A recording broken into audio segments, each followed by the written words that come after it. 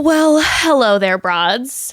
Was this the longest week that ever was a week?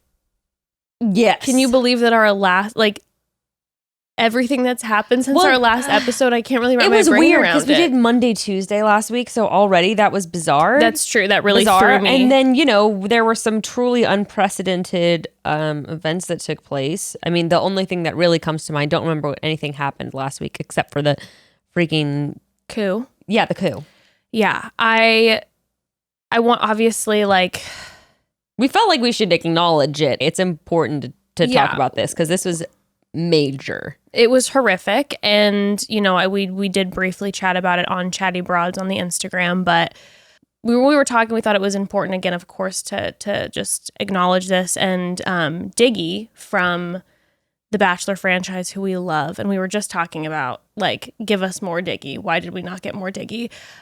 We thought we would just read a portion of something that he posted on Instagram because I thought that, it was well worded, and he said what needed to be said. Yeah.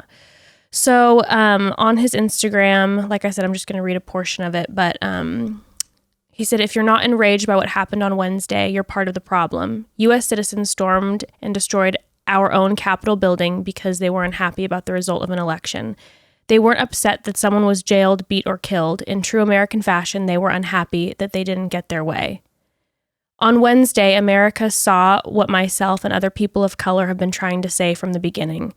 White people are given the benefit of the doubt, period. It was known that a large group of people were going to descend on D.C. on January 6th, but due to the audience, it was just assumed that they would be an orderly crowd and nothing would happen. Wrong. 5 deaths and counting, theft, looting, buildings damaged. The question, if these people were black, what would have happened, was asked a lot in the last 48 hours. The fact that we still have to ask that in 2021 shows that the equality that we spent most of this summer marching for is something that is still a ways off. This past summer, while protesting the unlawful killing of minorities, black people were the recipients of tear gas, rubber bullets, and flashbangs. Wednesday, January 6th, while breaking into the U.S. Capitol, selfies were taken with police and a woman was gently helped down the steps after raiding the same building. And then he goes on. Crazy. So wild shit. Wild. And, just another reminder of, what was talked about in numerous of our episodes that we have recently that we discussed anti-racism, that this isn't something that was a black box that was over with in 2020. Nothing new. But yeah. Also new. But also nothing new. Yeah. But we just wanted to send our love to you broads. Obviously, this is a frightening time, and we want to distract you and have a good moment, a good laugh over The Bachelor, but also wanted to just acknowledge that. So we love you, broads, and we so appreciate the family that we have here. But let's get into it.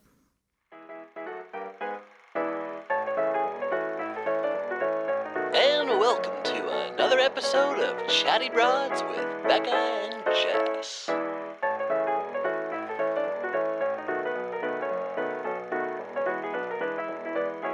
Matt James Bachelor. Matt James Bachelor. Okay, everybody. The show that will never end, even if democracy falls. The Bachelor is forever. As we've stated before, the world will be rubble, and Chris Harrison will be. Oh yeah, no. I was thinking the other day that if there is an apocalyptic situation. We will then begin as the Greeks, and we will be doing scenes. We will be doing live action The Bachelor, in parks, on crumbled ruins. We will have rose ceremonies. We will have a limo entrances. People might walk up with they might walk up with fake limos, but the show must go on. It will go on, and. Remember what once was? America is temporary. The Bachelor is forever. Facts on facts, baby. Facts on facts. I didn't know how to segue, so we just had to go really hard into it. Yeah, I mean, there is no segue, but let the distraction begin, right? Also, in true American fashion, we start out in this intro scene with some good old Peloton product placement. Girl, it's going to be relentless this season. I truly, like, Peloton is really letting us know, like, we know you're all home and our bikes are sold out for at least, you have the wait time is at least 5.5 months at this point, sweetheart. But we're going to still tease Keep dreaming, baby. Keep dreaming, keep cycling, keep breaking a sweat, honeys. It's like The Bachelor is supposed to, you're supposed to be lusting after The Bachelor. Instead, you're like, how did he get his hands on that Peloton? I'm wiping my mouth, just like, look at that thing rewinding. Spin. Who do you think he's watching? Which instructor today? I don't know. I wonder which instructor he does like. Let us know, Matt. Oh, it's very true, though. I was laughing as that came on the screen. Do we want to get into any of the tea with any of the contestants? I think maybe we should have a quick moment of tea before we dive in. So I think the hot topic of this specific episode was clearly Queen Victoria. You know, what's funny is she doesn't annoy me at all. Well, okay. Well, I would say she doesn't annoy me. She makes me, well, no, if I was in the situation with her, if I was one of the girls, I would be furious. I would have been losing it. But watching it, I'm just like, I feel like she's a plant. It's so over the top. It feels like a plant. I think even in person, I would just be exhausted. This is the thing. She doesn't move me to emotion. And I don't believe she would in person either. I think I would just literally be like, oh my God, shut the fuck up. She's like, and then move on. This is so dumb. She's like an annoying little sister where you're just like, go away. I'm trying to talk to my friends. Okay. Stop. Mom I love you, but you need to Mom go said away. I can play with these are my friends. Your friends are toxic. You push her a little bit, like when no one's you're looking, just like, kind of hey, get out of here, man.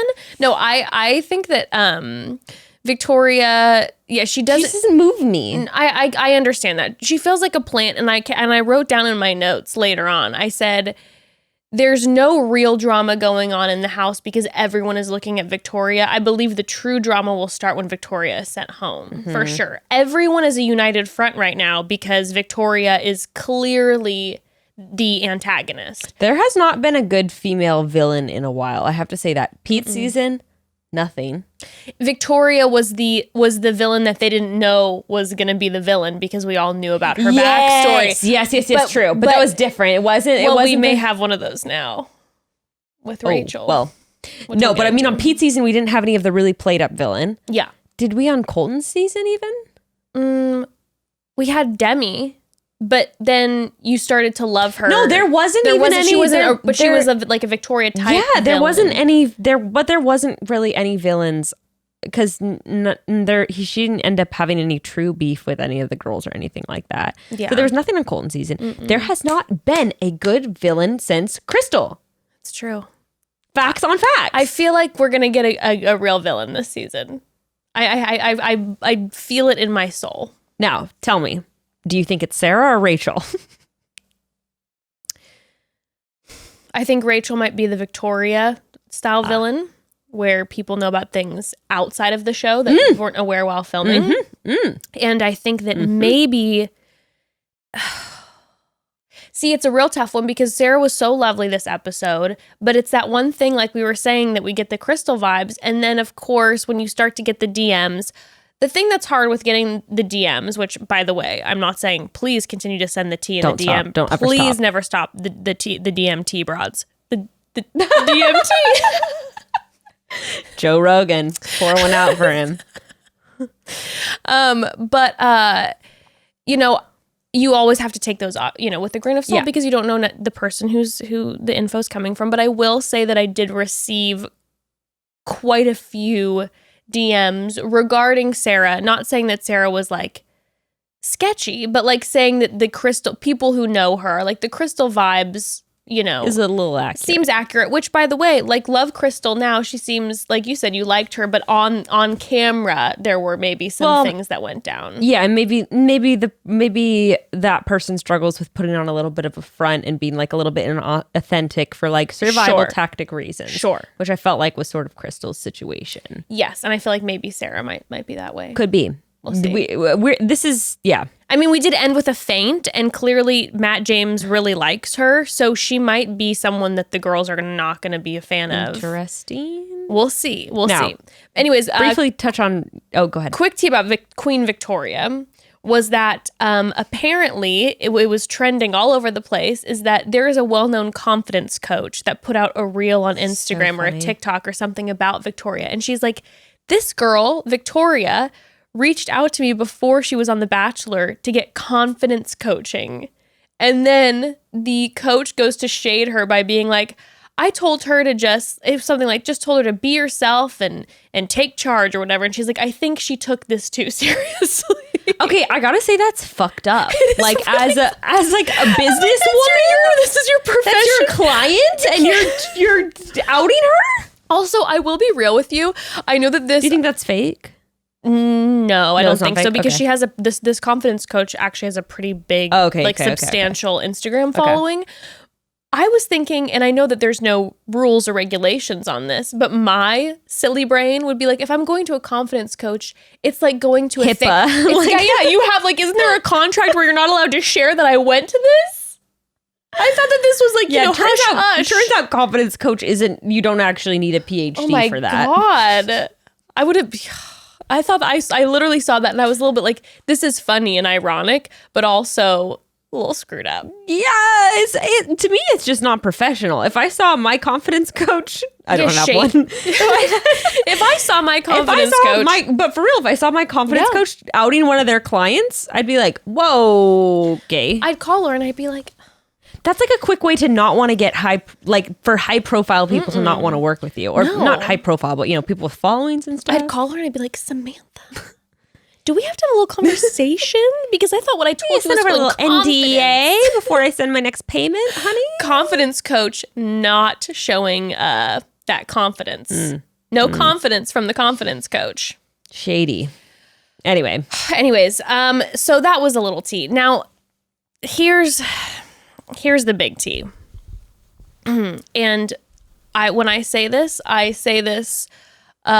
knowing that you and I will probably wake up tomorrow morning with lots of 1-star reviews for saying this. Because of Broads, what I've... please balance them out. Please.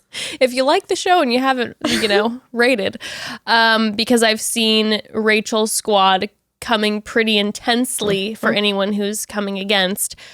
But, okay, so let me paint the picture of what's going on. This is what's going on. Now, I want to be careful the way that I say these things because... Just say the cold hard facts of what people have been saying. These are the things that have been... factually that people have claimed. Okay. These are the things that have been shared on Reddit and online. These are the claims made. These are the claims. Now, also, quick side note, broads, don't go searching for this yourself. I'm so grateful to you, broads, who screenshot things for me, telling me that I guess there's a lot of spoilers involved in some of these, some of the Reddit conversations. So thank you. Still spoiler free. We're a spoiler free podcast. So I wouldn't hunt around, just FYI. But apparently... there was a girl who went on TikTok after the first episode and took a photo of when Rachel and Matt were having a conversation, and she's laughing with the text over, watching this conversation with the text over it saying, remember when you bullied me in high school for liking a black guy? Obviously, TikTok exploded because Rachel clearly had Matt's eye that night. We made a guesstimation. We were like, oh, she seems like she'll probably go far. And since then, this girl has gone on her TikTok and done a full 6-part story thing. Really? Yeah, but she kind of didn't say. Okay, this is... I'm going to pause real quick. Yeah. Because... funny, when you said this, it reminded me of when I went on The Bachelor. There was a girl I went to high school with who tweeted out, wow, really sucks when you see someone, on TV who used to bully you in high school. Someone did, said literally the exact same thing about me. Well, that's the truth. And I bullied her relentlessly. No, there was, a lot of back and forth and backstory. And it was bitch, I didn't fucking bully you. Yes. You are not given the full story. So when you say something kind of ambiguous like that, like bullied me for liking a black guy. It's like, what's happening? Right. So what's the situation here? Right. And that's why when I'm saying all these things, it's like, okay, like So these are take it with just a grain of these are salt. the things that are being posted. Just relaying them. So I watched her 6-part story, and she did a lot of like I don't know, she didn't give a lot of specifics. But what she was saying is that apparently Rachel and her friend group the town that they're from has a lot of racist roots. And she talks about how there's a lot of racism where they're from. And she was talking Where'd you about say she's from, like Louisiana or something? it's a town in Georgia. Okay. I forget the name of it, but so she was saying that Rachel and this crew of like popular people were like, she said, bullied her relentlessly. And since then, she's posted a TikTok with a bunch of DMs from people saying, I remember this. They did this to me too, blah, blah, blah. And apparently the crew, that same crew, were together the night of the premiere of Rachel's premiere. They're those girls that were friends in high school and they're still fucking friends. Yes. So obviously this exploded and everyone is like, oh my God, whatever. So people start, we're posting on Reddit, and I think we're posting things like photos of hers. And there was a photo shared of one of the girls who was one of Rachel's friends that was at her Bachelor, like the Bachelor premiere episode night. And it is a photo of, it's not of Rachel, but it's of two of her friends who are white, culturally appropriating costumes. And in the background, there's a Confederate flag. Not a great look, to be totally honest. Yeah, that's going to be a hard no. And then there was another photo of Rachel in a Native American garb. And these are more recent. They're not old photos either. They're like, these are more recent. And then, people were deep diving on her Instagram and looking at old highlights that she posted that around the murder of George Floyd seemed to be a little Garrett Y-ish. But then at the same time, they were like parentheses with like posts about white privilege and like suggesting reading White Fragility. And so she had a mixture of both. Which, by the way, is like everyone's been doing that this year. It's a lot. There's a lot of performative activism. Absolutely. And since these things have been talked about, it looks like there was a lot of scrubbing of her Instagram. And so those posts that are talking about white privilege on the highlights are the ones that remain. So point of this is much investigation is still yet to be had. And we will be keeping you updated. Obviously, if these things are true, they are horrendous. And so that was a long-winded. Plus, like you said, sorry to interrupt, but earlier you were saying that her crew is kind of going around and like, what exactly are they doing? Giving 1-star reviews or like? I don't know about that, but apparently apparently this season's been rough. There was a podcast, I think it's In the Moment with Liv and Bix, I think is the name. And they're a Bachelor recap podcast. And they did a cast bio and they said something like about Corinne, that wasn't the girl who got kicked off like first night. And all of Corinne's friends found out about it and then gave tons of 1-star to their podcast. So it's just ridiculous. I think people are just like, yeah, it's one of those. But then there was something with Rachel's friends coming for people. So then this girl who posted on TikTok about Rachel bullying her because she liked a black man. I guess this whole crew was just a nightmare in the comment section. And then they started getting heat from some of the other people and they like then deleted all of their comments. So I've heard word that the crew has been like coming hard for people. So I know that some people are worried to discuss it because, Well, fuck you. Like what? You're going to come on here and you're going to harass people because they're just talking about the shit that your friend has done online. Yeah. you. So that's that. And that's why I was wondering exactly what they're doing. Because I got to say, if you have like your whole mob who's going out being like, rah, well, it could be that they're posting lies. And then I guess all my friends would probably go after someone who was posting lies about me. Point but is they could be doubling down because who knows? What I will say is it doesn't look good because there have been numerous people and So like I said, obviously going to be continuing doing research. But as of right now, the way that it looks is not good. And if it is true, it's terrible. Dude, I just found the girl's TikTok who did it, and yeah, there's a lot of DMs that she was getting from people. No, I know. Like, there's That's a lot saying. being like, they attacked the hell out of me. The popular crowd has always been deeply racist at that school. Yeah. There was terrible racism and bullying. I went to the same high school and she bullied me. These racist roots run deep. But like, dude, there's like a lot of DMs for people. So Yeah. Doesn't look great. I knew I didn't like her. Doesn't look now great. I'm fully like, yep, it's true. She's a racist. And I hate her. She's my new kit. I'm going to tell you this. I said I didn't trust her off the bat. I'm going to tell you this. Considering all of this is happening in the first week of her being on the show, let's just say she did do those things and she's had a drastic life change. Mm-hmm. There's been no apologies issued. There's been no conversation about it.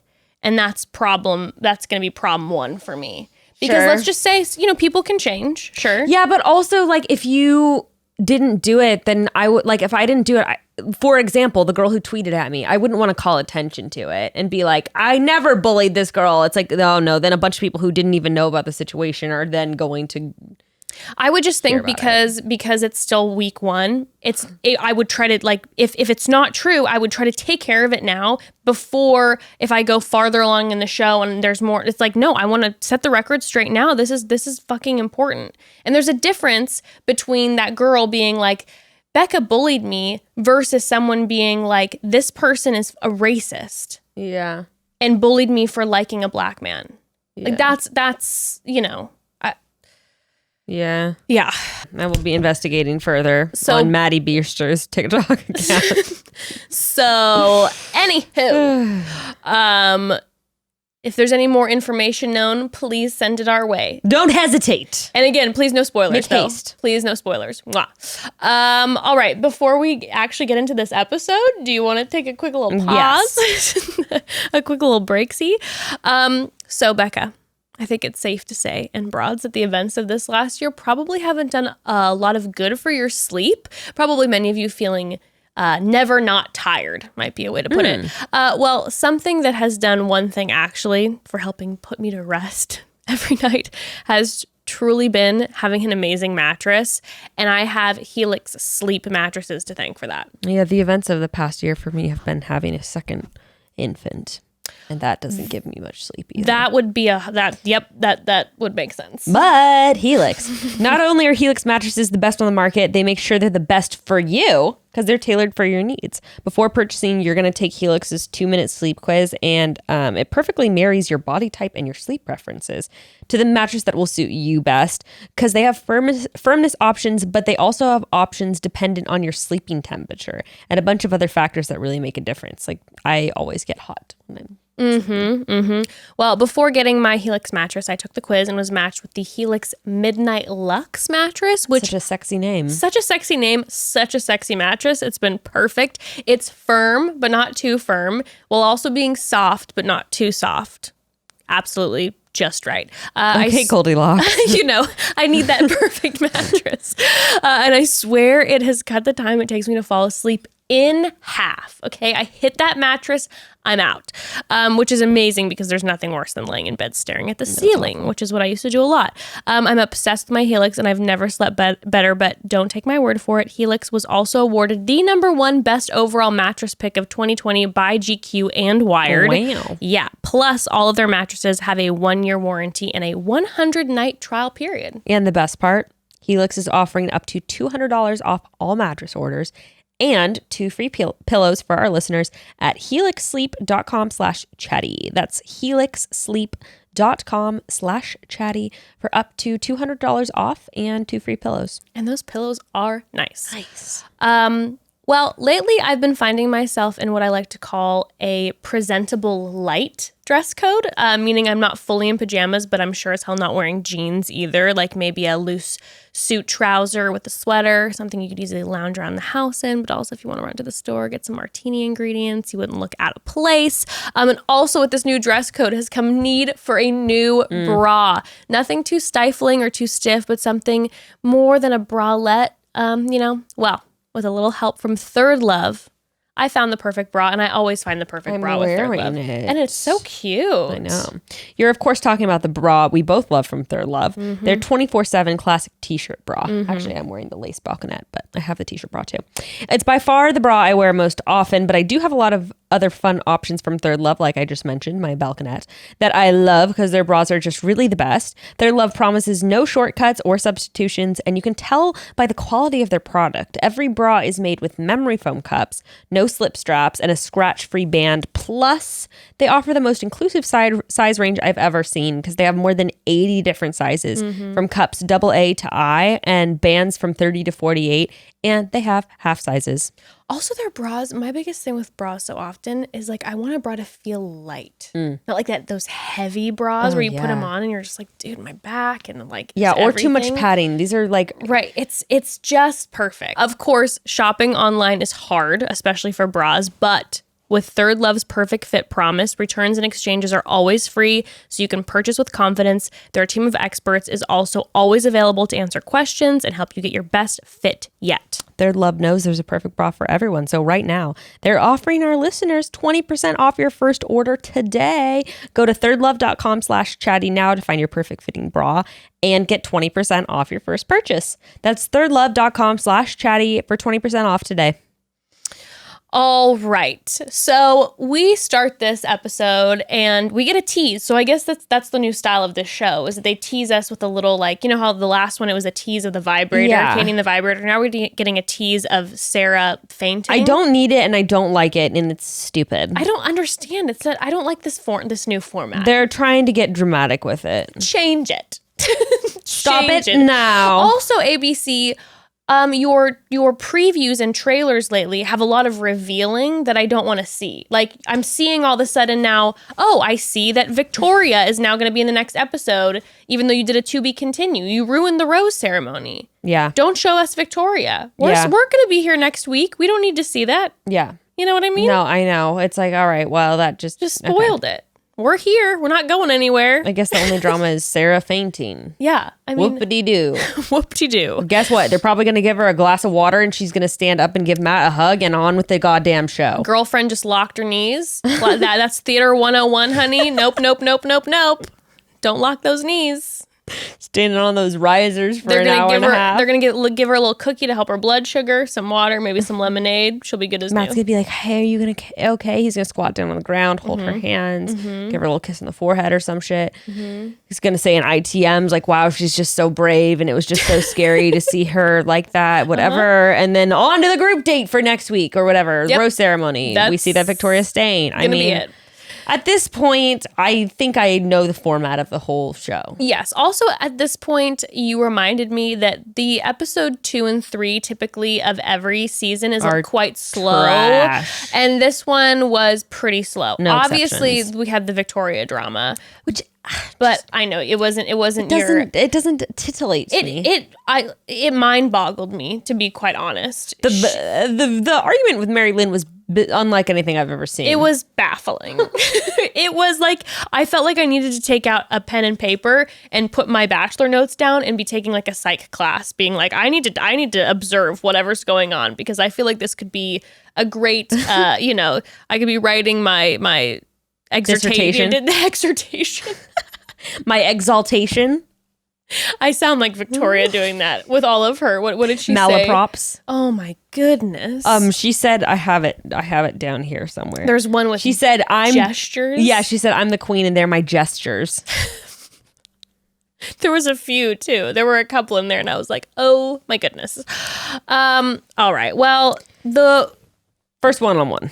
first one-on-one. Oh, also, by the way, the women are now in their home, which In is their the pad. entire chateau hotel. That's sick. I mean, Yeah, because they only have it sounds like they only have one roommate. yeah, which they is only dope. have one roommate. Like and I told you, we were in bunks with 5 people. I mean, in the Bachelor Mansion. honestly, maybe this is the way that they should just start going. At There least was a room start in the a Bachelor hotel. Mansion that had straight up 10 girls sleeping in it with a bunch of bunk beds all lined up. That's wild. Which is kind of fun. It's but fun. kind of horrible. Yeah, I would feel like I would like my own space a little Mm-hmm. bit, but their like hangout spot is it looks like the lobby of the hotel. Yeah. It's gigantic. Yeah, it's they weird. have plenty of space from each other. Yeah. Yeah, it's not good for the show. We need No. them closer, like sardines. We need them confined into one Torture 5 by them 6 more. foot room. More torture. Okay. But we have, yes, like you said, first one-on-one with Brie, who was so cute. She was like, I wore my worst outfit today. I was so sad about it. She's so cute. Brie is mega calming presence. She is beautiful and like funny, but also low key. She's going to go real far. Oh, if she does it, I will be Final 2? potentially, yeah. Potentially. First one-on-one too. That's always a good sign. Always go far with the first one-on-one. Uh-huh. Who did Tayshia take on her first one-on-one? Brendan. Mm-hmm. Who did Pete take on his first one-on-one? Maddie. Yep. Mm-hmm. Final 2. Pete took his mom on his first one-on-one. I feel like Brie will have a really good speech at the end when he ends up dumping her for oh my God. Rachel or some shit. By the way, speaking of that, I don't want to get too deep into it because I would really love to have this conversation with Natasha and Justine from Two Black Girls, One Rose, because we're going to be doing a collab hopefully very soon with them. But you should check out, if you don't listen to them on Patreon, you should, but their Instagram. I did get a lot of messages from different women of color this week sending a perspective about the Matt James Oh yeah, Chris I saw that on Harrison social media conversation, which I think was extremely important to talk about. Natasha and Justine have a clip of their conversation Yeah, I saw about that. it on their Instagram. You should definitely check it out. In fact, we'll make sure to link that on our Instagram page. But I'd love to have that conversation with them. Yeah. Just a quick side note. So Brie gets a quad date, looking super cute. And Dude, been back at the house. I mean, Victoria's killing me. She's like, I don't have that little connection that you guys have with Brie. So I know you guys are all happy for her. Meanwhile, I want time with Matt. she legit says, I'm so sick of you guys. It's been 24 hours. I am so sick of you. Honestly, all of your faces bother me already. And the only thing that I want to do is spend time with Matt and have 17 more Aperol spritzes because I am convinced that I am drunk all of the time. Yeah, I'm convinced of that too. Yeah. I think she actually might have alcohol issues. Oh gosh, well that's not where I was going, but that's tragic. I guess I can't do my drunk impersonation. Yes, you can, because I just made that up out of Okay. nowhere. I don't even think I've seen her with more than 2 drinks in her hand, but I just always picture her with Aperol spritz or a champagne. I picture Paris Hilton being her icon. by the way, you're and- on point, because I found her on her Instagram. She says something with dump him and have an Aperol. She loves an Aperol spritz, and I can't hate her for that because it's one of my favorite drinkies. Yeah, well, there you go. But I am cracking up because Victoria is absolutely losing it. And I am already quite impressed with, as Bennett would put it, the emotional intelligence of a lot of these women handling her. Let's Agreed. talk about Jasenia. She's just Jasenia was killing me. She's trying to calm her down. And then in her interview, she's like, Victoria's lashing out. Her energy is intense. Jasenia, does she have any pageant girl history?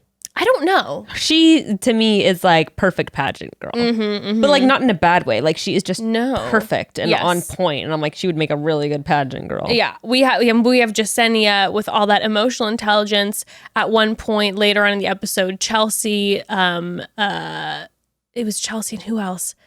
So I think it's Serena P. I forget, but everyone's kind of like actually really having very valuable critiques for Victoria. They're not just like, I would be like, bitch, shut up. And she's like, I want time with Matt. That's like Victoria's response. She's like, I'm not tail spinning. I'm like, okay. And the women are just like, we're going to help you through this, Victoria. And she's just like, no, I don't want your help. I hate all of you. This isn't a sorority. It's wild. Meanwhile, on the date, okay, so did the ATV situation sketch? Matt fully, she hopped on the back and he fully did the "Do you trust me?" romantic moment. Crashed, practically flipped them.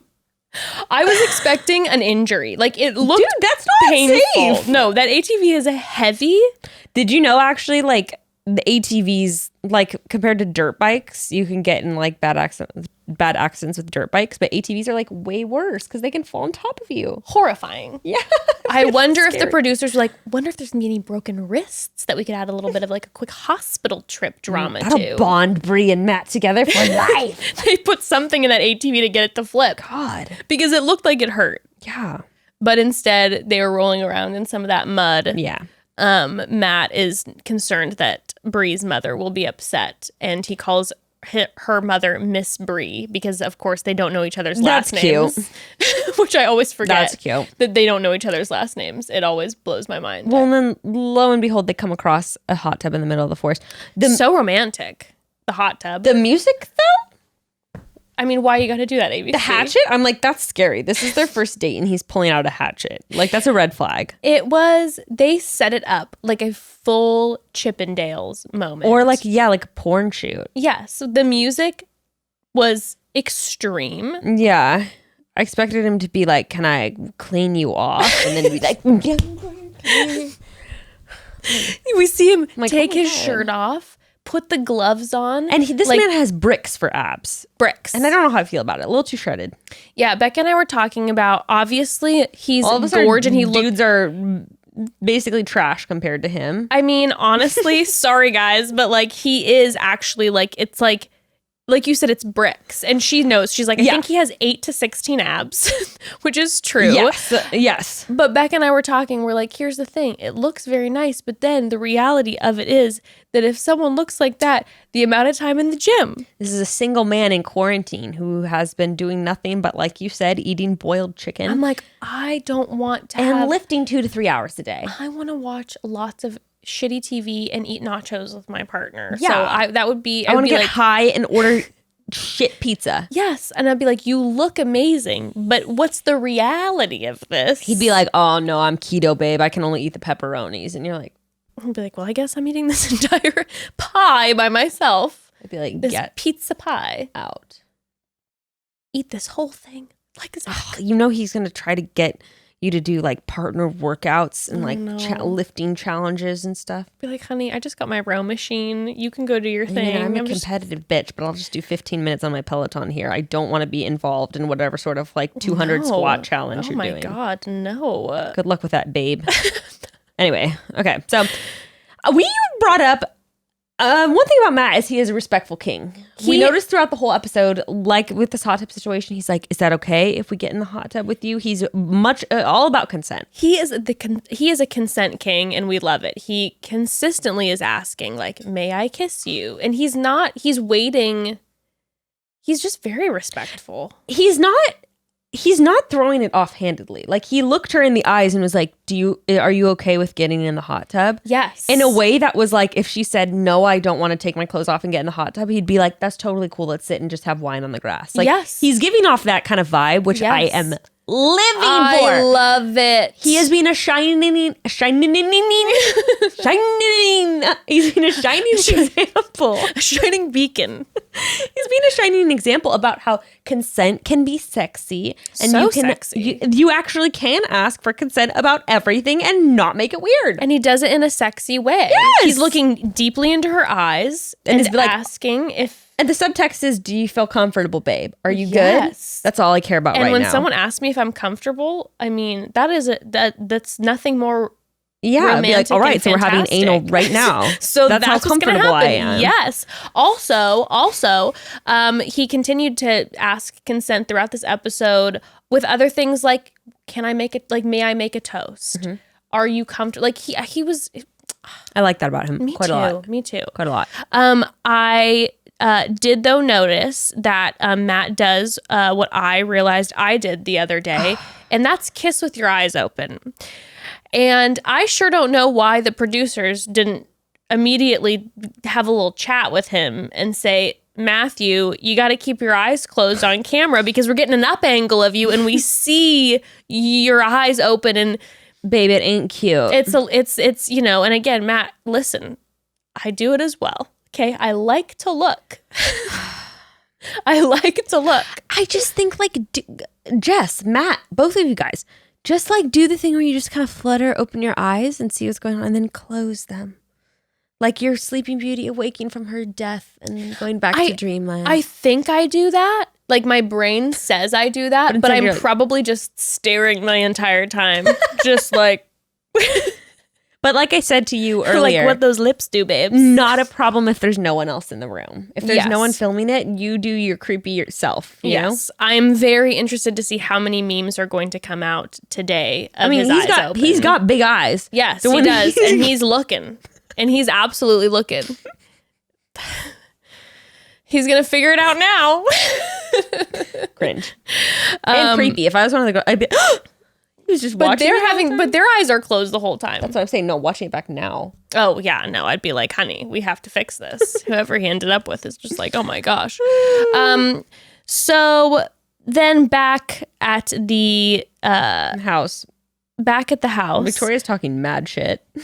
I mean, Victoria, it's just going swiftly downhill. Anna's killing me. She's talking to the girls and she's just like, don't bash me, okay? Like, I'm actually a positive person. The thing is, I believe her. She's just like, when she says she's happy for Brie, I believe her. She's like, I have a glass of wine and a whole cheese board ready for when Brie comes home, and I really want to know how it went. Yes. I would like to know how my future husband is on a date. Yep.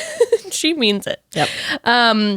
But okay, well, so back to Matt and Brie's date. Yes. Unfortunately, Becky and I had a little bit of an internet drop for the first, like, I think minute. So we I don't think anything consequential. I don't think so either. But we saw them walking in, and then suddenly they were talking about her father not being around. Yes. Which they had talked about in their first little moment together on the first episode. Yeah, and they shared what I thought was a pretty heartwarming moment where they were talking about how they both always gravitated towards like big families and like solid family units with their like they would gravitate towards those friends' families like growing up and all that kind of stuff. And she has a really sweet line where she's like, I want to find someone who is like my family. Yeah, it was so beautiful. And I was just thinking about too, like, you know, this is the real life shit to me. This is right.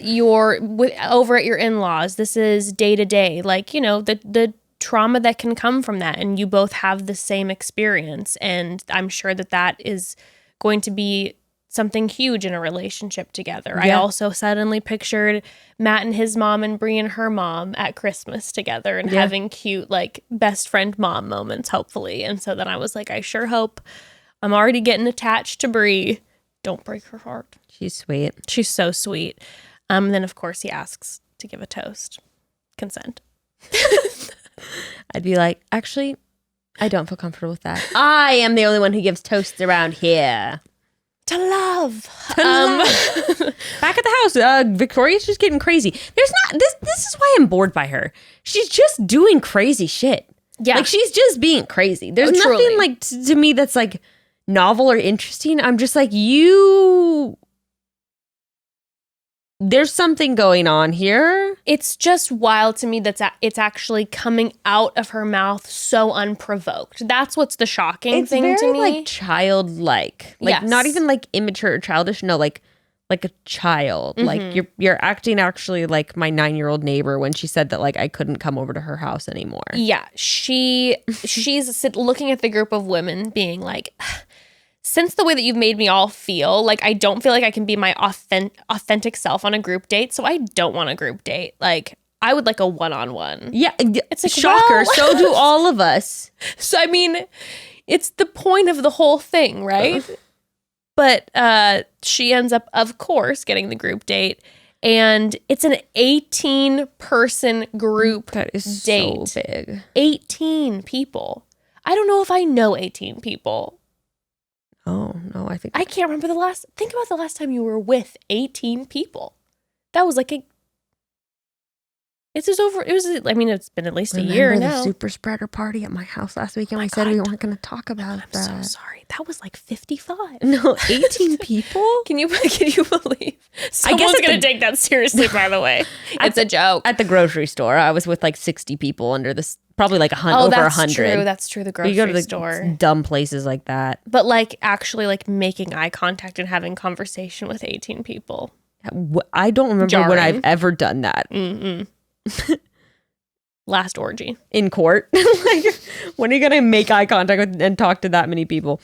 I mean, honey, it's been a while since you've gone on a night out with me. I guess you can't take me anywhere. I gotta talk to everybody. I really can't take you anywhere now. Sad. Yeah, that is so sad.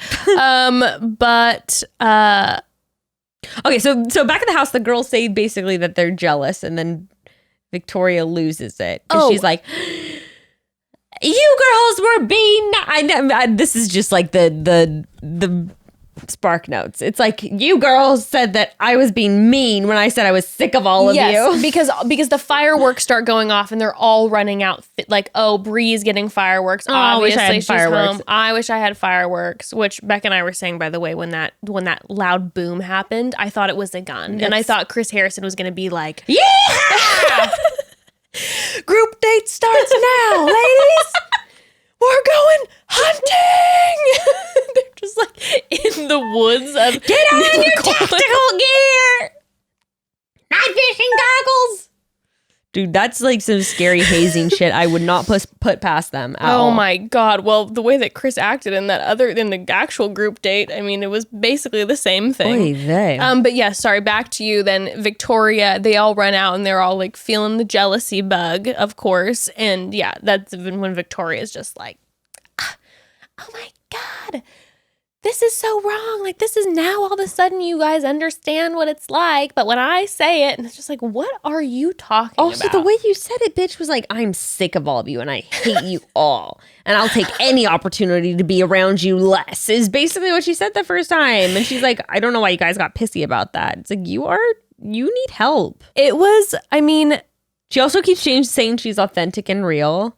It's so funny. Yikes, taking those catchwords.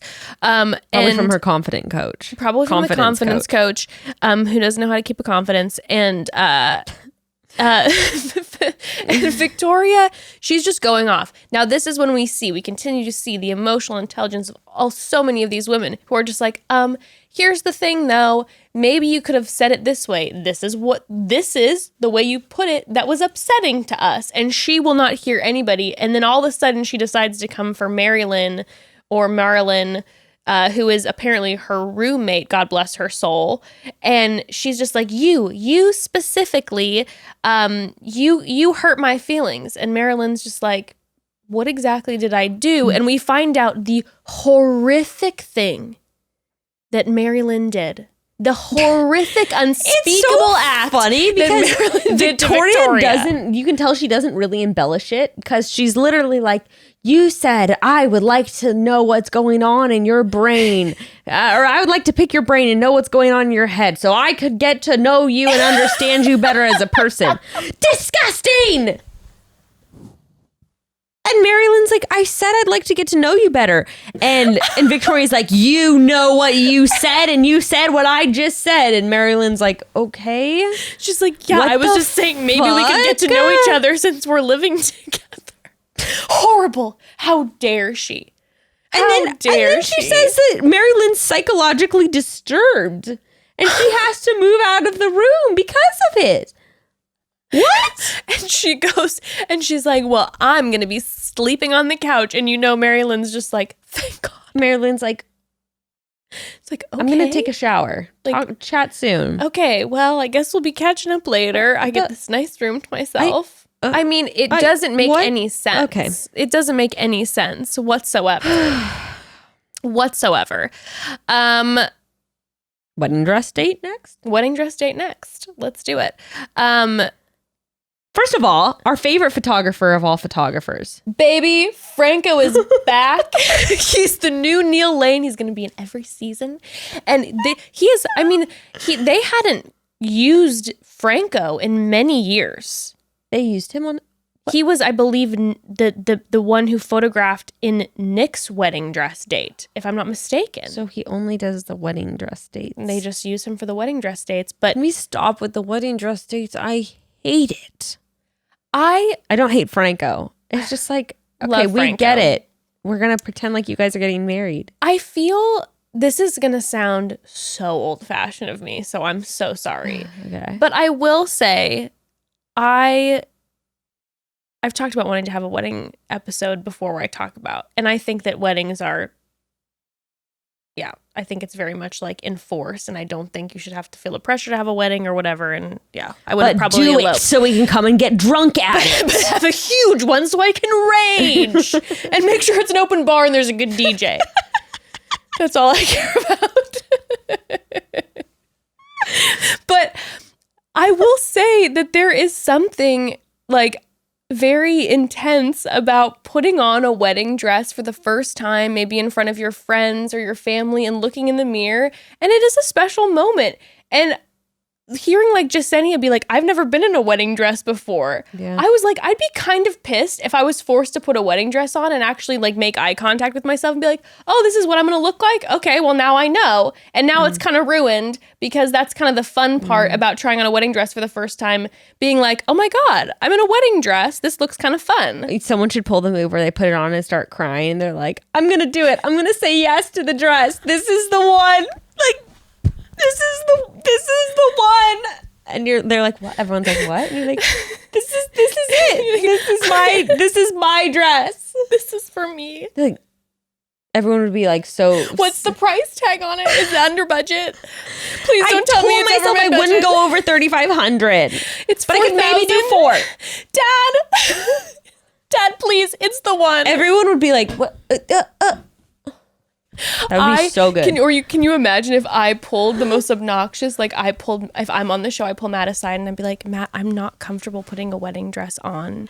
I should only have this moment once. I only want this moment once. But I know that sounds so silly, but I always think about that when I see them in wedding dresses, because I was like, I'm so not wired that way. I am not romantical or sentimental at all. You should see what I throw away. It's horrifying. And you're like, grandmother's pearls, trash. So last year.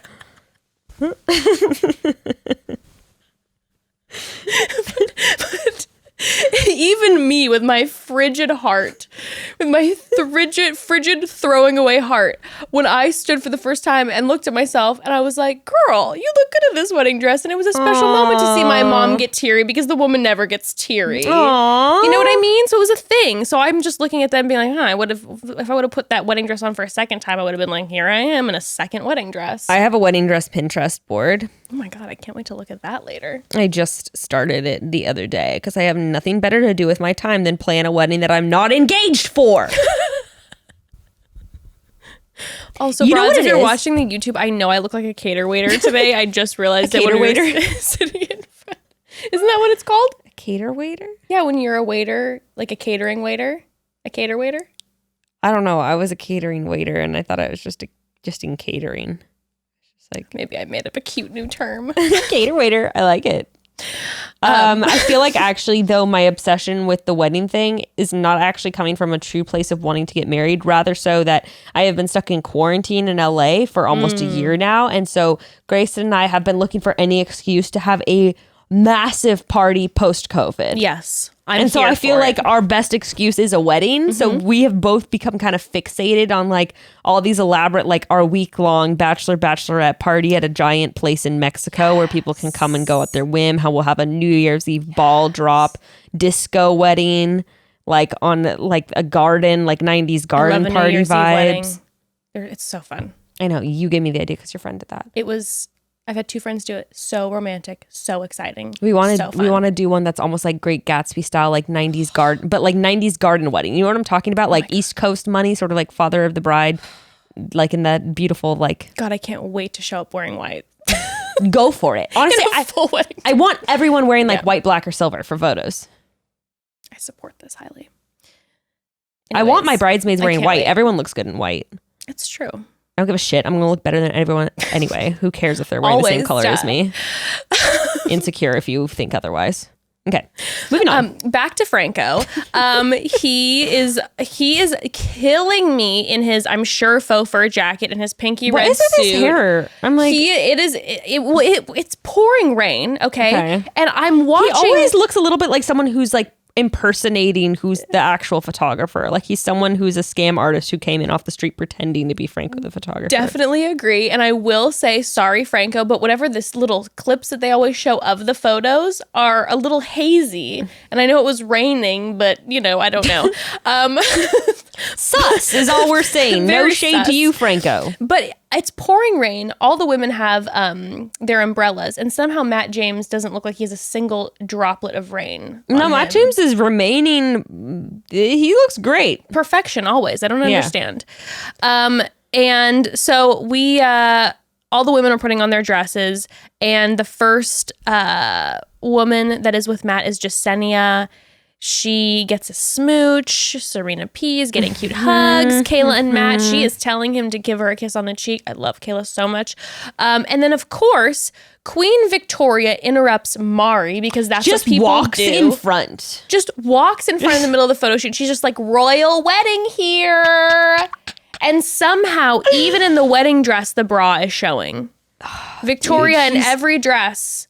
I feel bad for her because she's so tacky. It hurts me. Yeah. You know, like I actually feel bad for her. I wanted to tuck like a lot. the bra just constantly. She just and I sure hope one of the girls had told her like, hey, let me fix. But you know, but I don't blame them because she's just being just a nightmare. She just is that drunk nightmare friend. She just is. I don't know if she actually drinks or not. I'm not making it. Sorry, I shouldn't have called her an alcoholic earlier.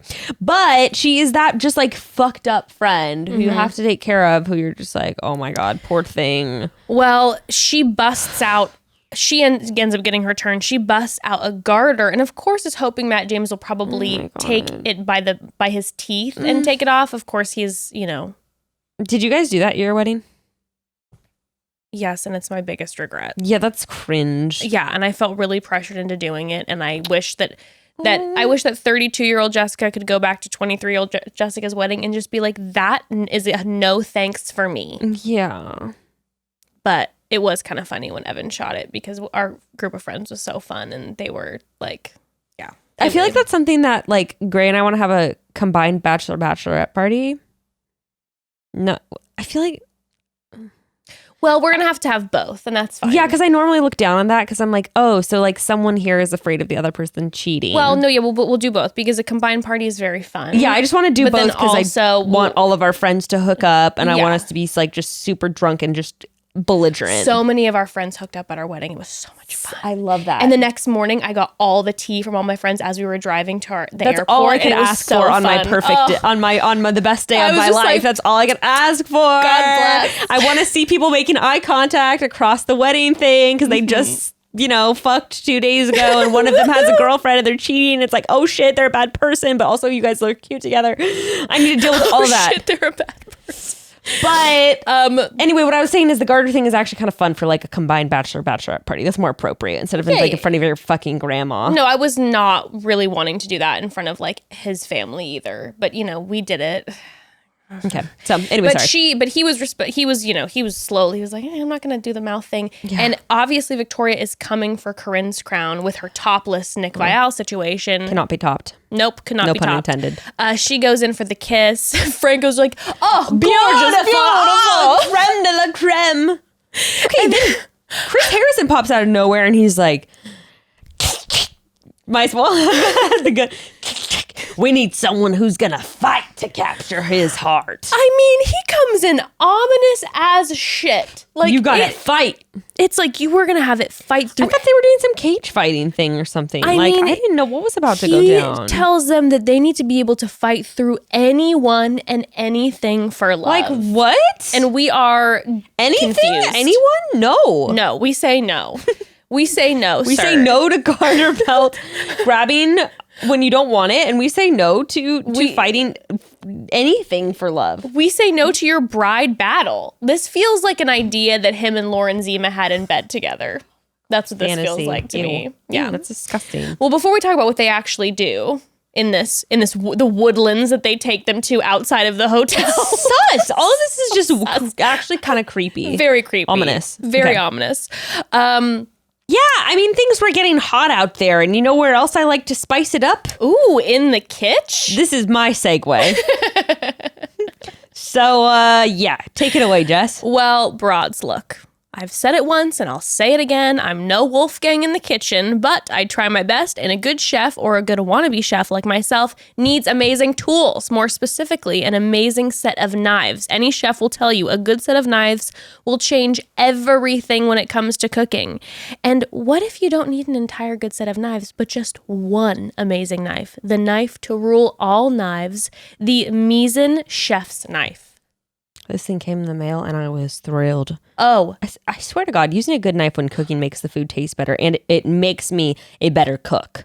Or even if I'm not a better cook, it makes me look like a better cook. Because I'm just chopping away. No stopping me. I don't know. I do know the Misen chef's knife is a must-have. Just this one knife was designed to replace an entire set of kitchen knives, which I do have a whole drawer full of kitchen knives, which are now useless thanks to don't need Misen. them anymore. And this knife is sexy. Not really a term I would usually use to describe a knife, but when you see it, you'll agree. I don't agree. even know I how do to agree. It's I a do sexy agree. knife. The sloped handle allows you to chop more efficiently, easily, and safely. And it comes in an array of colors. It's definitely not the knife you shove in the back of the dirty kitchen drawer when you're done with it. That's for sure. Misen's chef knife is made with high-grade stainless steel, so it stays sharper longer, lasts a lifetime, and the best part, it's 2 to 3 times less expensive than other premier knife brands. This is a true story. Evan, our knives have been trash, and he's Yeah. been doing a lot of cooking, and he's been obsessing over knives. Well, this knife showed up because they're a sponsor, and he opened the package and was like, "Oh, babe, you got me a knife." And I was like, "Yes, I did." And I ran with that, and honey, it was his favorite Christmas present. Merry Christmas. And he's been using it every single day and is obsessed. I love that. Shh, don't tell him. Step up your cooking game now and head over to Misen.com/chatty for 20% off your first order. Now that's spelled, pay attention, MISEN.com/chatty for 20% off your first order. Misen.com/chatty spelled MISEN. Well, broads, we did it. We finally got out of the dumpster fire that was 2020. But 2021, although short, has already been rough. Which is why taking care of your mental health is still just as important as ever. If the next 12 months are anything like the last 12 months, I should add my therapist to my speed dial now, which actually I basically already have because I use TALKSPACE. Yeah, I love TALKSPACE. It's the digital therapy platform that makes access to mental health easy, approachable, and affordable no matter where you are or what you're going through. And as someone who wasn't on board with therapy for a long time, I am now, so don't come for me. I will say this is the best way to dip your toes in. For me, therapy always seemed intimidating because you got to find the right therapist. You got to open up to someone in their own office, not to mention it's so expensive.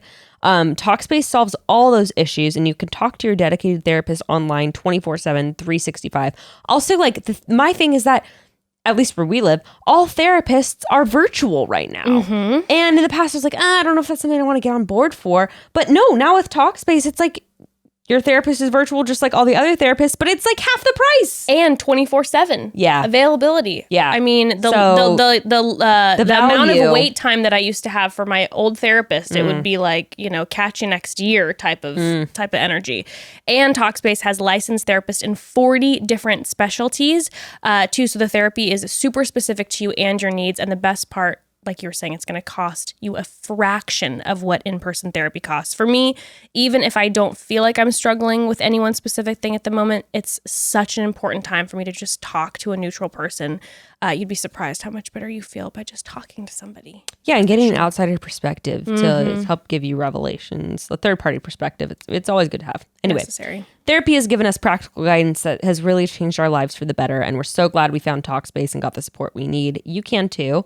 As a listener of Chatty Broads, you'll get $100 off your first month with TALKSPACE. So to match with a licensed therapist today, go to TALKSPACE.com or download the app. Make sure to use code CHATTY and you're going to get $100 off your first month, and you can show your support for the show. That's CHATTY at TALKSPACE.com. Well, they take them out into the woods, and Chris Harrison continues to ominously tell them that they are about to play Capture the Heart. Okay, what was this bullshit? So they have to capture the heart, like capture the flag. I gotta say, the game began and I had no idea what the fuck was going. What was the paint? What was with the purses and the bouquets? Like I did not. He said it was a free for all and it was just stupid. It made me mad. There was no rules. They went into a craft closet and were just like. And he literally, there were no rules, no. which is wild. Yeah, and then at one point there was a huge dog pile of them trying to grab the heart. What the hell was that? It was getting very violent. I will let you know that I would have been really excited for this date because the competitive nature in me, though I am not athletic, I could see myself being like, I am going to just cover myself in paint and I'm going to win this. I mean, I like the no rules thing. That's good. That's kind of what ended up happening because MJ just went for it. But we gotta highlight is Franco going rogue and being like, I have to get in there. This is high fashion. That was incredible. My favorite moment in the entire episode. Me too. The Matt James, Chris Harrison, Franco all lined up at that judges panel. Franco has his binoculars to make sure he doesn't miss a single moment, and he cannot. His artist spirit is screaming within. I'm watching 18 beautiful women paint wedding dresses. What is this? What is the metaphysical meaning behind all this? And he is tiptoeing out amidst all of it. Unbelievable. It is absolutely, Unbelievable. it was a symphony to watch him. It was absolutely stunning. I wish that I was a photographer photographing Franco, photographing the women. I wish you were too. Well, Also, red team wins. Also, with the no rules thing, you and I were talking about, like, I would have fully gone rogue. I would have pulled a Franco, and you would have found me behind one of those redwoody type trees fashioning a spear. Yeah, for I was quite gonna some say time. you would have been like grabbing little you would have been grabbing like pine needles and crushing them up and like throwing them in people's eyes. Straight up, I would have gone behind a tree for like 20 minutes. I would have gone behind wearing a wedding dress and emerged looking like someone from Naked and Afraid who's fashioned a tiny bikini from the local foliage and just been covered. You have like a wedding cake on your head and you're like, I have Wilson from Castaway. I look like I've been left behind. I'm sunken in. And they're like, it's been 5 minutes. no, they would have just been like, wait, where's the heart? And it's just you like rocking back and forth in your little cave. You've had it the whole time. I'm just eating it. Oh my God. Yeah, Wild. well, I love that energy. Thank and you. ultimately that energy would have helped your team win, just like the red team ended up winning. MJ really sunk The it. paint. It was just I don't weird. know. Okay. Mari won from the yellow team. She ended up winning most valuable bride, which feels offensive, but that's fine. Also, she didn't end up getting any time, so that's also offensive. That's true. Got a consolation prize. Trash. Trash. I thought they were going to let her go onto the night portion I of the know. date. It's like, what does this mean? Well, Rachel's crying. A red flag. Everything now is just gonna be like red flag. I don't like it. No, but okay, come on. She cried when he did the prayer. Yeah. She's like, oh my God, it's just touching. The prayer, this is crying. I think, did she cry later too? Now, know. see, when Katie was crying, I was like, she looks like she was up all night strategizing how she was going to get one-on-one time with Matt. She's Yeah. put a lot of effort into this game, and she knows exactly what she's going to do. She is calculated. Sure. And now this date that she had so much planned for is a miss because her team lost. And she probably really did leave it out there in the woods. Rachel to me just seems to put it on. Yeah. I was having this beautiful image of the defeated men from strip dodgeball uniting with the brides, the fallen brides, capture the heart brides. and just bumping into each other and having this weird meta moment where all of a sudden they're outside of time and space seeing one another. Wow, that flashed before my eyes so vividly when know you what I described mean? that. 100% I know what you mean. Thank you. And then they're I like, can't is get it out this of my mind. paradise? And Chris Harrison's like, it's hell.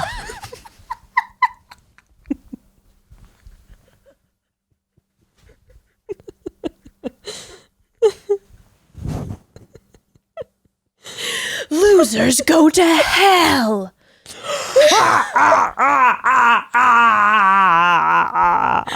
Neil Lane is just in the corner. And then it cuts to them, and it's them in their beds, and they're like, oh, that was such a nightmare. Like, oh, that felt so real. And Chris Harrison rises up out of like a planter, and he's like, because it is real. And then they wake up again. It's Inception. And then and then they actually are. Then they wake up and they're in paradise. Oh my God. It's too good. Well, Anyway, the nighttime portion. The nighttime portion, red team. First we get to actually get to know Lauren. yes, she Who gets some time. is, I'm going to say it again, I said it last time, is maybe one of the most beautiful human beings I've ever seen in my entire life. She's absolutely breathtaking. My favorite is Riley, who I haven't gotten to see a fucking minute of. Riley? I'm sorry, not Riley. Piper. Piper. For some reason, Oh, Riley yes. and Piper were like the same in my mind. Love Piper. Piper, yeah. Love We never Piper. get to see any of her, but she is like the prettiest person there, in my But opinion. Piper got the first rose, and we didn't get to She see did. Piper, so obviously, please and thank you, we want more Piper. But Lauren and Matt have a conversation, and she tells him that she wants a man of faith. So obviously, and she talks about how her dad says that the way his marriage worked was because of keeping God first. Matt James is salivating. His eyes are seeing hearts. He's seeing rings. My eyes are glazing over, but I'm feeling a little triggered from past conversations in my life and relationships, but here we are. And he mentions that he's never led with the fact that he is a Christian relationship because of preconceived notions. So I definitely feel like there is big potential with the two of them. yeah, I agree. And There seems like there's a lot of girls with big potential though. So I think we got a really, really good cast here. yeah, we do. And then there's Jasenia and Matt, and she talks about how she's dealt with a lot of infidelity in past relationships. I'm noticing that there's a big focus this season on marriage and unity And family. and family. Family is a big theme. Like we're going to Family. create a family together. Big family talk. Big family talk. Big unity talk. Christian keyword unity. So that might be part of what it is. But True. Considering we're only in episode 2 and there's been this much religious conversation, I am very curious to see how intensely we get into Lord conversations, especially when we get the hometowns, if these are all end up being religious families. Do you think that he will get married to the girl that he picks? I think he'll get engaged. Yeah, I think so too, but I don't think he'll get married. No, I don't think so either. I don't believe like any. Well, actually, we just had what seems like 2 people who are going to That's get married true. off the past That's season. true. Two. Who I couldn't love more. Obsessed Right? with both of those couples. Me too. Obsessed. Like to a level of a problem where I get so excited when one of their little Insta stories pops up. I'm like, eeks. I know Dale Endorphins. and Claire do the most cringy like little reels on Instagram, and I love every second of it. When he hit her head the other day and she was like, do I have a concussion? Did you see that one? No. Such an intense hit on the head by accident. He like throws her up in the air, practically knocks her out. And the whole night she's like, do I have a concussion? And she was asking her followers, and they both woke up the next day with a headache, but he was hungover and she had potentially been concussed. Cute. Cute concussion. I like that. Okay. Well, back at the chateau, we find out that Sarah will be having the one-on-one date. Quick caveat. And then back with the ladies, we have Victoria and Matt. She lets Matt know that she's still human as much as she is a queen. She is still human. I do have insecurities, even though it doesn't seem like that because I'm perfect. Is Yes. basically what she says. Yes, Matt is. She also asked him if for a kiss, and he goes, "Sure." Yes, it wasn't a convince. He did tell her that he likes her for who she is, and that's why he kept her around. And I was like, Matt, Okay. I don't believe you. That seems insincere, my love. Doesn't feel accurate, but you know what? That's okay. You got to go along with the producer sometimes. Matt gives the group date rose to Lauren. And Victoria is very upset after Matt leaves, and she was just like, "Were you expecting that?" She's like, "I'm shocked." She's Lauren, were you expecting that?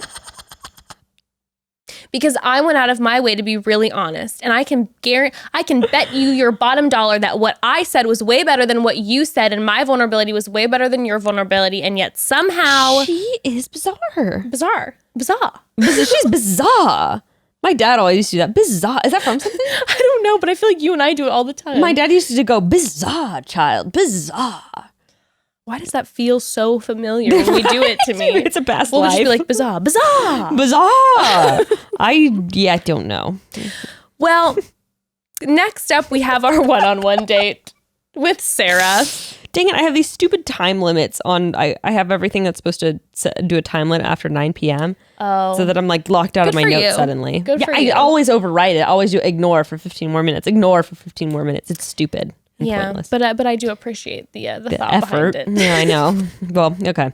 So Sarah's date, she gets on the prop plane with him where he is... They're in a USA mail plane, which feels kind of political for some reason. It's political. Yeah, it feels that way. And Matt he's like burrowing. He's burrowing into her. What's happening? I was confused. I felt like maybe the pilot behind them was confused. It was like he was looking at the pilot behind them. It was like he was afraid of the plane almost, but we saw him gleefully in another biplane. Yeah, beforehand. And he's having very much like a Dylan Koala Pilot Pete Madison moment. References to past seasons where, I mean, yeah, pilot. There was one where Pete was literally just climbing all over. He was fully furrowed. Maddie, like a Yes. koala bear. Yeah. Yes, absolute koalaing. And Rachel is back at the home. We keep getting interviews with Rachel about her reaction. She seems emotional that she didn't get this date. And I told you when we were watching it, I said, I feel like Rachel is kind of being a little bit of the subtle Victoria. Like Victoria is just all out being like, I hate this and I'm jealous. But Rachel is very distraught by anyone having time with Matt other than herself as well. And we will be attacking Rachel for the rest of the season. If any of you are wondering, we can't stop, won't stop. Sorry. Anyway. Well, they have a grand old time and then they get all cozy by the fire. Which is cute. I mean, these forest vibes are cool. I love the forest vibes. I like it better than the Malibu stuff, to be honest. Me too, because you know how, or you mean the La Quinta? Or Malibu? Or, no, Malibu, the actual. Like oh, yeah, no, it's true, huh? Yeah, it's like, I don't know, it's different, it's sexy, and it's... I mean, when you're like a little chilly and like the smell of like a real fire. Ooh. There's something very traditional about this season of The Bachelor in an odd way that I really like. It feels like true luxury. Absolute luxury. We need more of. Less trash mansion, more luxury. So the parents get brought up, but then he can tell that she's holding back. Yeah. She has the stuff to talk about with her dad. Yes. Yes. He comments on that. And then they get to the night date. Where they have the most heartbreaking conversation where she gets into what life looks like with her dad being diagnosed with ALS, how she's had to watch his body deteriorate, like his abilities just be taken away from him slowly. And there was a moment that actually brought me to tears when she was talking about her getting to... It was so sweet, actually. Her getting to like return the favor of the things that her dad would do for her. And she recalls how her dad would brush her hair in the morning before she would go to school. And then she is now like doing things for her dad, like brushing his hair and taking care of him. Oh my God. It is like a truly intense conversation because she talks about how she's now the caregiver for her father. Like she left her job and she's now his caregiver. And like the idea of imagining, like you were saying, just seeing your father, then not being able to walk and speak eventually. And But I think that Matt handles it, again, so compassionately. yes, I will say initially, I think the first thing that he said right away, always compassionate. But the first thing he said right away is he's like, I'm going to be praying for your dad. And again, this is my own issues. Sure. But my past evangelical brain gets triggered because I'm always just like, that was always the immediate response whenever there's anything difficult. Yeah. I need more than prayer. Yeah. But Yeah. he immediately then asks her. This is the follow-up question is where it counted, right? Because then when someone says this afterwards, I say, I believe that you're going to be praying for this person. True. It's not just you. Because you're not just like throwing it out, like just like, oh, I'll be praying, thoughts and prayers. I know for myself back in, and honestly, it's a temptation for me now still because of just my past. Sure.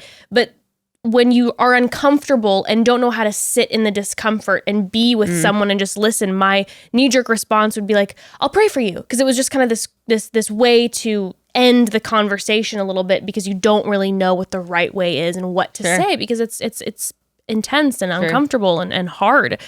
But then he's like, you're like, this man means it, because the follow-up question then is, what can I do throughout this experience to show you that I'm someone you'd want to be with? Yep.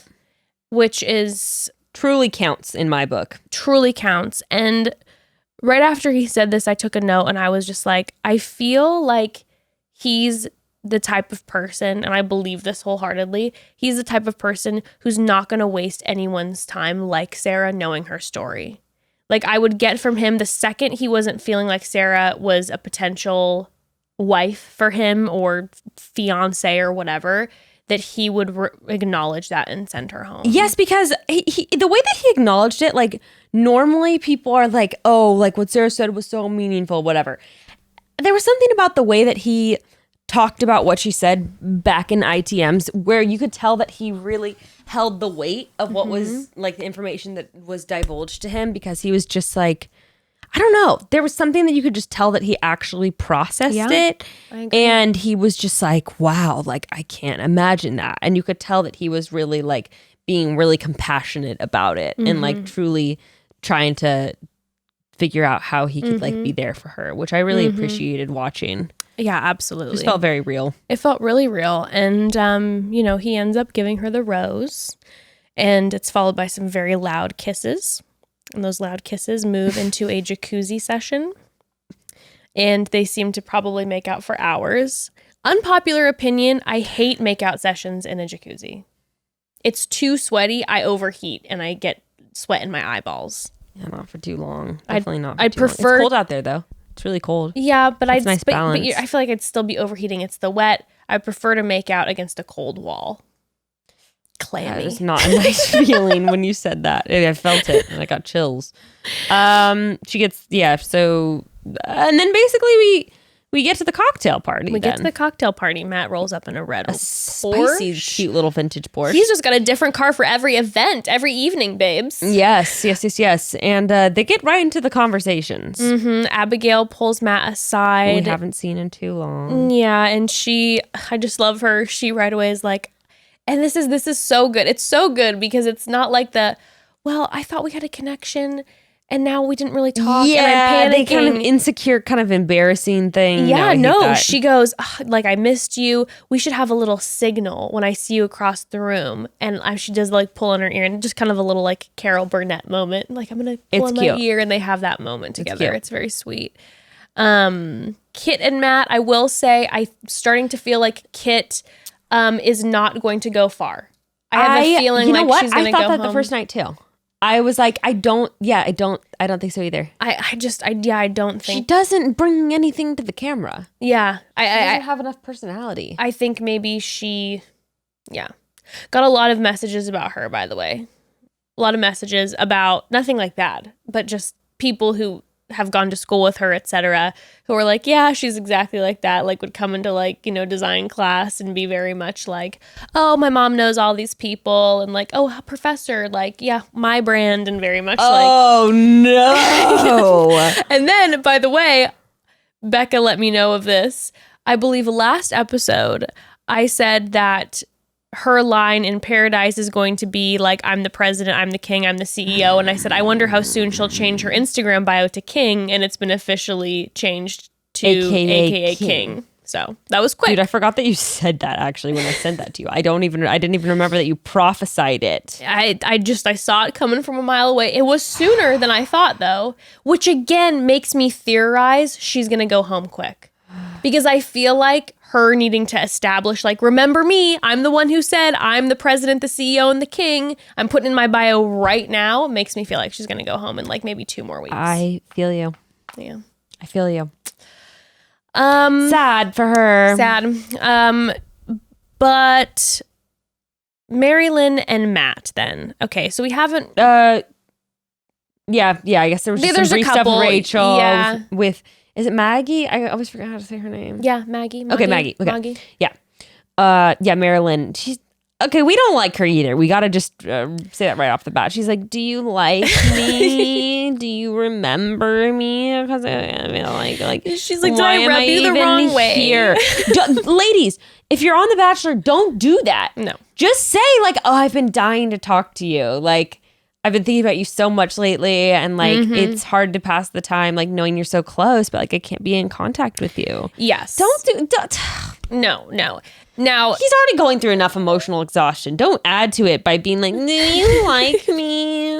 Did I be like, you don't. Did I do something wrong? Now, not Okay. a huge fan. I will say in a few moments when we talk about the way she handled Victoria, handled that very great. impressive. Very Very pulled together. impressive. Very impressive. Yes. But she's having this moment where she's distraught, and Matt, quote unquote, remembers that her favorite flower is an orchid and pulls it out from behind a couch in a small vase. Yeah. Now this is producers at work, honey. Yes. They're like, this is going to set Victoria off. She can't stand her, and Matt is going to have special attention paid to her. And they were just setting that right up. Poor Matt, very confused, has not experienced The Bachelor, Bachelorette because before. I'm sure what's been, well, also it's like, oh, she's been talking about you a lot, and like she feels like she's forgotten. Like maybe you could do a nice gesture, like And maybe he remembers, flowers. like, oh yeah, she liked orchids, and like, you should put it, you should have it in this room and then have her come in. Yeah.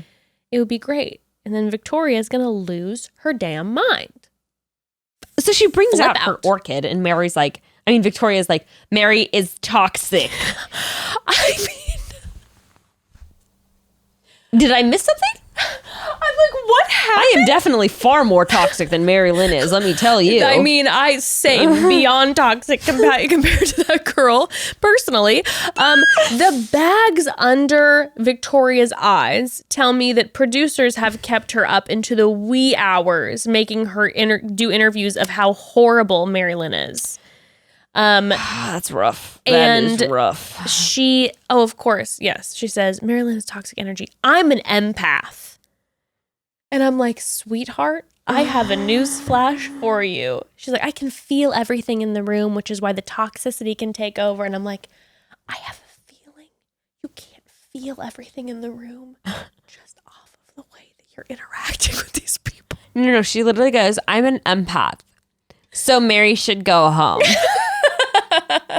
Is basically exactly what happened. And Or then at least that's how it seems. Victoria then comes up to him and is like, well, she was my roommate. And he's like, was? And she's like, yes, then I had to sleep on the couch because she was so toxic I couldn't even sleep, or what, she doesn't actually say that, but This house is toxic. what's hilarious to me is that she plays it off like last time we were talking, I was gonna say something, but I like wasn't ready. Yeah, I wasn't ready to expose this. And he's but- like, I'm so sorry that I didn't like make you feel safe enough for you to be able I know to he talk about feels that. bad. He's And he says that, and she's like, life goes on. honey, it's fine. I just needed you to know that this house is toxic.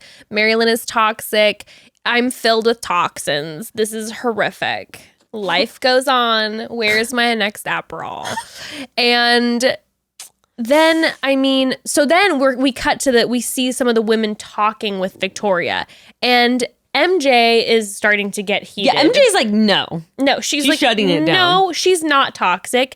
Maggie's like, I don't want to say I don't believe you, but from what I've seen, she seems very nice and she's not toxic. and Victoria's like, no. And Maggie's just like, not from what I've seen. Okay. Again, everyone handling Victoria, I believe, very graciously.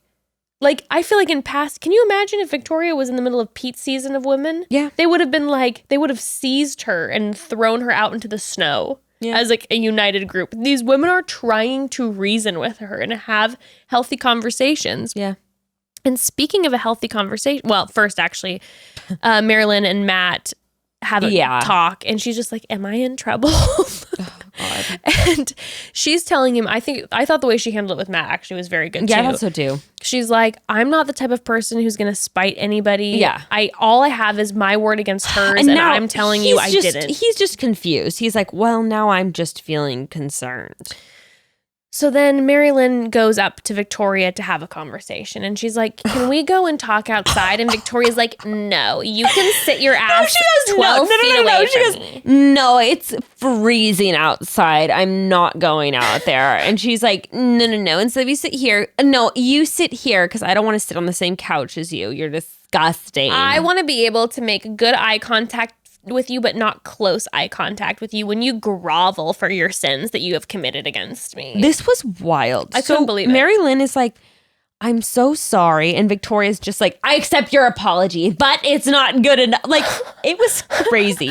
but actually, no, it wasn't even like that. It was like, I'm so sorry, whatever. It's like, I accept your apology, but it's not. It was the most monotone fight I've ever seen. Like you said, it sounded scripted. It was like it was like a bad reading, like a bad table read. There was no inflection. They were just sitting there going back and forth. But both of them it's because both of them have the type of voice where they don't have inflection. I don't know if you've noticed, Victoria only talks like this. Yes, I've noticed. And she, it was crazy. And Marilyn, I mean, a saint of a woman. She remains so patient with her. The fact that she even is like, I'm sorry I hurt your feelings. Yeah, I know. I mean, the amount of accolades that I give you for having the patience to handle her. And then of course Victoria's like, we do not go well. We are like oil and vinegar. And I'm like, that is delicious, honey. I'm like balsamic vinaigrette and olive oil. You mean my favorite? Give me a baguette, honey, and dip me in the shit that is apparently both of you together, because yum and yum. And then she's trying to talk to Victoria, and Victoria's just like, I need a break. You are too much for me. Just exhausted with her. Absolutely exhausted with her. And she's just like, Mary Lynn has taken advantage of my love for human connection. Like, I love connecting with people, and she is taking advantage of it. I'm like, in what way? I haven't seen you connect with one goddamn human this entire time, you psychopath. You've told every single person that you hate them. You've told the group that you hate them. Are you okay? What's going on? I don't get it. Poor Marilyn just crying into, of course, sweet Abigail's arms. Yes. Oh my goodness. Everyone's getting pissed because it's just taking up time with this stupid pettiness, as it happens every second or third episode of this show. Every single episode. Poor Matt is rattled. He's like, is this what happens on The Bachelor? And you're like, oh, honey, it is only just beginning. Best of luck. Yeah, he is shaken, and he has no idea what is in store for him. But the rose ceremony begins. Okay. After a lovely speech from Matt, he is confused. He doesn't know what he's going to do. And Piper, like we think, gets the first rose. Show us more. Kit actually gets the second rose, which was surprising. It was. Well, we don't really know what's going on. Like, no. To be honest, in his relationships at this point, at least. No, but then it's Moggy, Rachel, Abigail, Chelsea, Jasenia, Katie, Serena, C, I believe, and then we get Sarah swoon. Full Bridgerton style, passes out.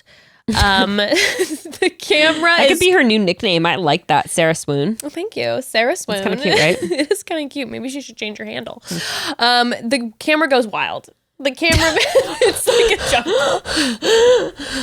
See? It's like, I'm pretty sure she kind of stepped off, and then she just laid on the floor, I think, with sweet Serena P, who was trying to like comfort her, make sure she was okay, and the camera's just like, I need to tell you about something. When we were in Italy on the show, there was like a camera guy, you know, they're always crouched in the corners, and someone like swung open the door all fast, hit the cameraman, and when I tell you, he did like a triple backward somersault just like that, where he was like, and he like launched the camera, went flying, and all of us were just like, Like, are you okay? In shock. And it was literally like, and he like catapulted himself backwards like he was like a stunt double. And he did like 3 somersaults, and he was just like, oh my God. Oh my God. Like, this dude's probably like 48, and he was just like, ah. And we were like, everyone was just didn't even, we were like, honey, he brought the drama because he's like, we're going to make sure this is in the bloopers. we were just like, and there's like a video of me on some producer's camera where we're doing the reenactment after the camera guy left, where we're like, ah! The minute the door, it tapped him, and it sent him flying across the room. It turns out T is that the cameramen are drama, and we see it with this wild camera crusade. Just I felt sick after it. It was like, it was jarring. I'm like, I feel seasick being on the ride with this cameraman. Oh, it's hilarious. Oh, well, anyways, we end up getting it to be continued. And like we said, we all know what's going to happen. She's going to be fine. We're going to give her a little bit of a snack. Give her a biscuit. She'll be fine. Give her some Belvita and... some Belvita. God, just please sponsor. I eat so much of you. And we see so many of the women who are staying next week. So it clearly looks like Marilyn is gone. It looks like Matt's going to send her home and Victoria stays. Tragic. And, you know, yeah. It doesn't actually... I mean, I guess we were getting quick little like glimpses, but I feel like it doesn't look like a lot of women went home. No. But I mean, I told you, I feel like this is going to be a season that is a lot of camera time in the home. I feel like there's going to be a lot of camera time at the chateau, and there's going to be a lot of drama. I think maybe once Victoria's gone, it'll be really low key. But oh no, what am I saying? What? The new women coming in. I fully forgot about the new women coming in. Oh my God. That's 100% confirmed? Yes. All right, let's do it. We saw the clips. The women are probably going to come in. Are they going to come in next week or in 2 weeks? Can you imagine if it's numerous weeks? That's going to bring so much drama. And who knows? Maybe some of them are, maybe they're all like Victoria. It's going to be 5 Victorias or however many showing up. Full Love Island moves out here. Well, I'm ready. I think it's going to be good. We I can't wait. This will be a brand new spin. The girls are going to be just so thrown into a tizzy, which I personally love. So let's do it. Cannot wait. So that will be next week. But in the meantime, on Thursday, you and I, my dear, have an episode coming out, and we just recorded it today, Broads, but it'll be coming out Thursday. We have an episode with the Long Island medium, Teresa Caputo, icon and legend. Let me just tell you this. She is the real fucking deal. I mean, she's the real deal. You and I were rattled, to say the least. Like, there were a lot of tears. I'm not trying to be dramatic, but it was like, oh, I believe in the spirit world now. I'm not exaggerating. No. I'm not exaggerating. No. This was the craziest. This is the craziest. I think maybe this was the most tears in a Chatty Broads episode ever. I don't know. Perhaps. Nur Jahan's? That's true. Maybe that one. But it was a close. I sobbed in this one. It was so good. So yeah. I think you broads are going to really enjoy it. Yes, she is absolutely fantastic. I cannot wait for Thursday. And yeah, again, if you keep getting tea, Broads, about any news, please continue to send it to us. It is so much appreciated that so far it has been spoiler free. Mwah, you all are just 10 out of 10. Yep. We love you. Also, quick, cute tease. We are actually going to be kind of doing a little bit of rebranding very soon here. Yes! And it's going to be real cute. I wasn't sure what you were teasing for, because there actually is a lot of fun things coming up. There's fun things coming up, but that will be very soon as some rebranding. I don't know, maybe a new cover? Ooh. I don't know. We'll see. So keep a lookout for that. Also, then if at one moment you're trying to find the podcast and you're like, I can't find, you're looking for the same old cover. I don't know. Maybe next week or in a week it might be different. Something new year, new us, baby. New year, 2021, new us.